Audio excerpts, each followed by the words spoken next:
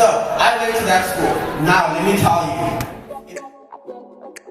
Yo, my name's Ngango, and I'm chilling with digital entrepreneur and basically the face of YouTube in South Africa, Sibu. That's me, verified YouTuber. Come on, come on, come on.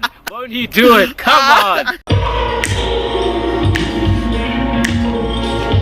That song never ever fails to put me in a good mood. When I asked you guys to tell me what you'd like me to talk about, somebody said I would like you to talk about kicking bad habits. I decided, that's a good one to talk about because Sibu and bad habits.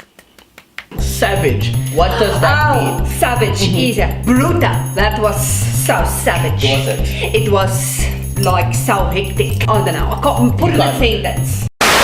And then we're not going to bring race into this. The Caucasian male goes and says to the black people, you people are all the same.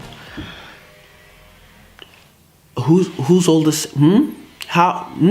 Ooh, my crush just messaged me. A 5-year-old, cousin, nephew, any sort of 5-year-old, they ask you, what do you do? How do you describe it to them? Ooh, that's the most difficult thing. Actually, I feel like young kids understand it more.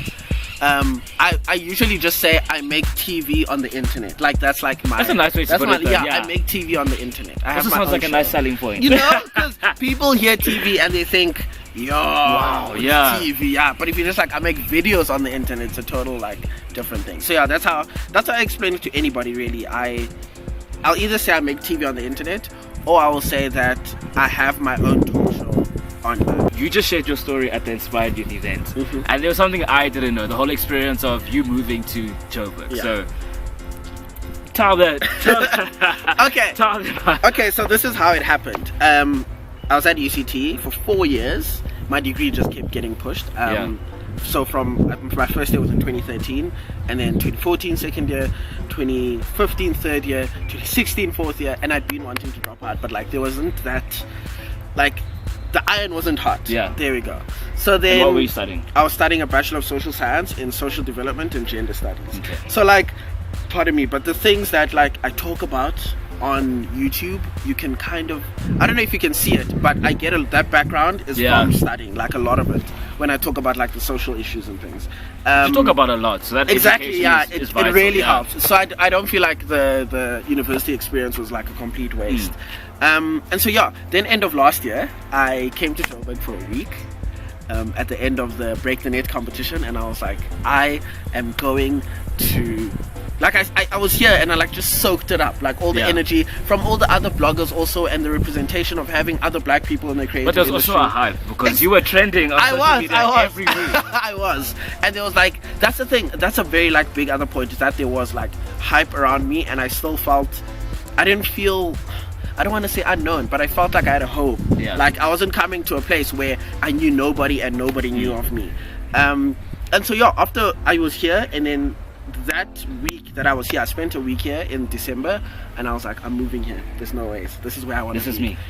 And so I stayed in Joburg. So they were like, for the Break the Net competition, we'll give you a return flight. And I was like, no return flight, just fly me to Joburg. Cool. Flew to Joburg, and I was here, and then my friends were like, you can stay with us for a little bit while you figure things out. And this time, do your parents still think you're at varsity? They still think I'm at varsity, yeah. And like I didn't write my exams, and I just like, I'm moving to Joburg, and that's what I'm doing. I moved to Joburg and I didn't tell my parents. And I came to Joburg last year, and I settled in, and I got a place with my friends. I stayed with my friends, went back to Cape Town for an event, and then I sat my parents down and I was like, listen, so I'm thinking about moving to Joburg. Just the thought, dropping out of school, moving to Joburg. And they were like, what are you going to do in Joburg? And I was like, I want to be a YouTuber. They were like, not YouTuber. And I was like, don't worry, I'm going to do this, and I know it's going to work, and I'm going to be successful. And they were like, you know what? You do what you do. If you end up sleeping in the street, that's no problem. And I was like, thank you. I love you too. That's amazing. And then yeah, that's what I did. And they asked me, when are you thinking of moving? And I was like, maybe I've already moved, but I didn't tell you. And yeah, so I got. And then I came back to Joburg, and I've been living here ever since. I had very little plan, but I had a drive, and I knew that I was going to do this. But didn't that put you in an uncomfortable spot? Because, as you mentioned, the whole journey of you being in varsity, it was on and off. Yeah, and your yeah. parents were trying to collect the cash Exactly, to pay for you. exactly. So wasn't there that feeling inside of, let me just finish, because these people are, your parents Struggling. are struggling, Yeah, trying to put the most out for you. I convinced myself that this was going to be a better route, because I understood that if I did finish this degree, it was just going to be a degree that was going to sit around, and I was going to end up trying to do this anyway. So I convinced my mom, and I was like, listen, if this works out, I'm going to be earning way more money than I would as a social worker or whatever field I was going to go into. And then so that's where I was under the impression that like I wouldn't go through I couldn't do it. Like my career was popping off in a way that if I took another year half-assing it just wasn't gonna like happen. You have to strike exactly, and it was hot. It was after the Break the Net competition. There was a lot of hype around me, and I was like, I might as well do it now quickly. And then I dropped out, and I was like, okay, I'm gonna get a 9 to 5. I'm gonna carry on creating YouTube videos. I'm gonna hope that by the end of 2017 something will happen, and I'll get like a job that has to do with YouTube.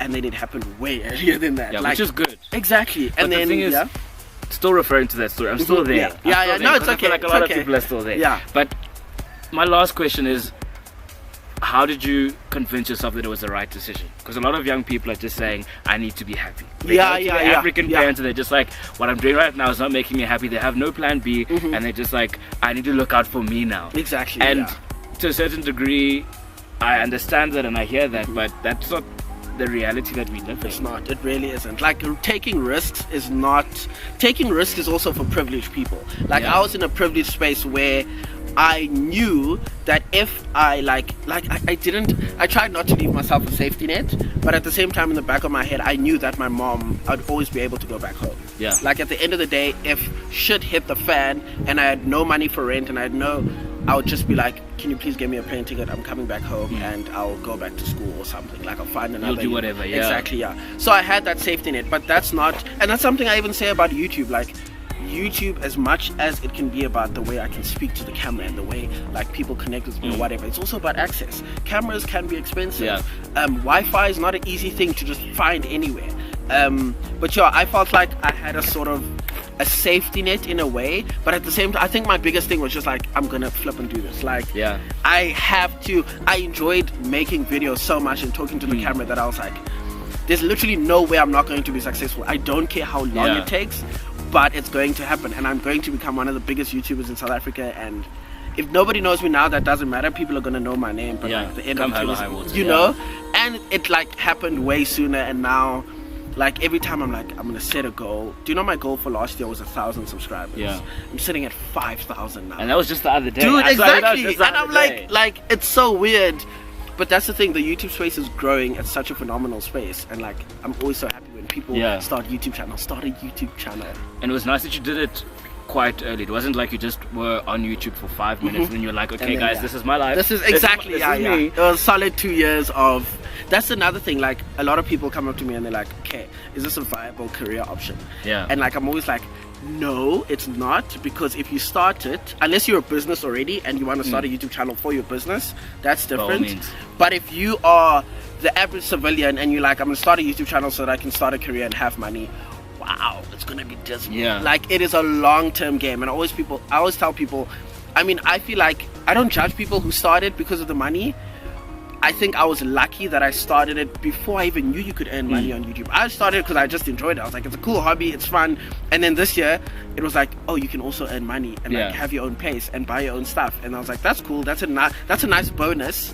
But like, it's such a touch and go thing when people say viable career option, because it took me 2 years to earn my first gig was like 3,000 rand, and like I felt amazing, but that was after 2 years. What are you gonna do for the first 2 years? I had school, so luckily I was used to have that background. But now, what would you say are some of the things that separate you from your peers?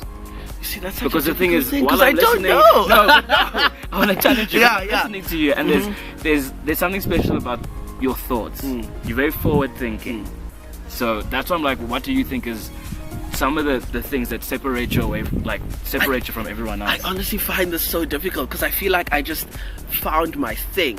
I feel like a lot of my friends are at varsity and their goals aren't as like tangible as mine. Like mine, I can say, pardon me, I want 1,000 subscribers. I want to get a job with this company, but a lot of my friends have to go through 7 years of varsity before they can get that job. And then once they have the job, then they're trying to climb the ladder of whatever job it is.